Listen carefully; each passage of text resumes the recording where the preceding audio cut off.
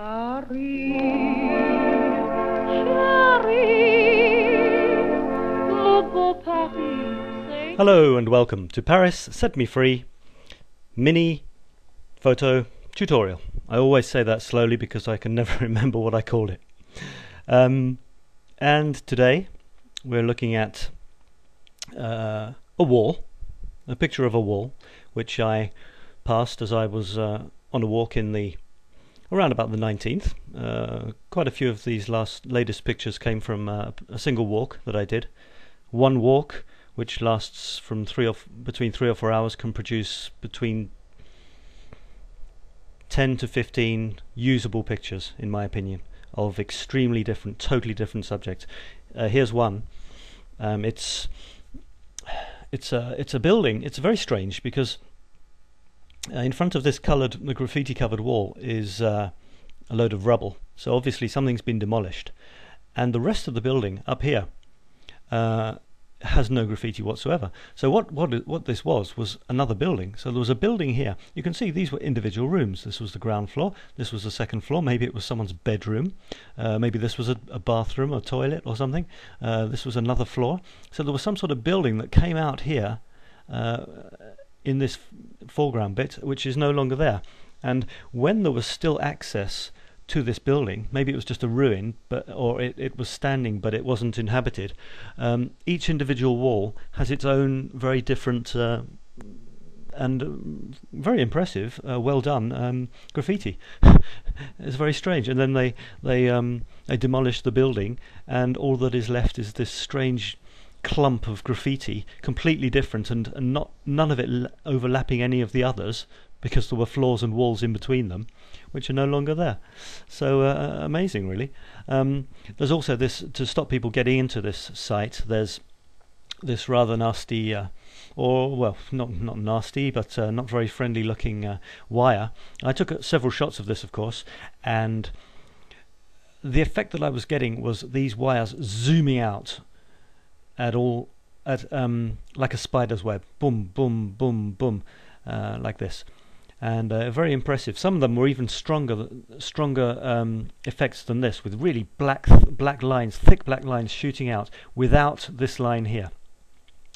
And I could easily have chosen one of the others. As I say from time to time, you have to choose. You can't have two of the same thing in a final portfolio. Not in this sort of photography, unless your entire portfolio is on one single topic. So you have to eliminate. I chose this one because this line does in fact follow the curve of the building and locks it in. It's not a particularly pleasant looking building. Probably the apartments here are fine, but this, with the graffiti, it doesn't look great. You've got these tiny little windows here. You see these very often in Paris. Probably either little toilet windows up high, or they're the staircase. They're probably the staircase. But in any case, it gives a very foreboding appearance. Plus, you've got all this rubble, and you've got these wires which frame the entire picture, which is a rather nice element. If you can, I used to do a series, I guess I still do, called Paris Behind Bars. And I would take anything that caught my attention, which was behind some sort of barrier, and this would be an absolutely perfect, ideal subject for it. What else can I say? Well, this isn't the final picture. This is what I did to it. Look at the higher quality version on the blog or on my site to see just how impressive it is, how hard-hitting that wall is. I've used some techniques to really bring out the ruggedness of it, to bump up the graffiti and to make it surreal. It's really surreal, this wall in the middle of nowhere, protected for some reason. Who would want to steal all those bricks or do anything with that wall? But there it is. It's protected in any case.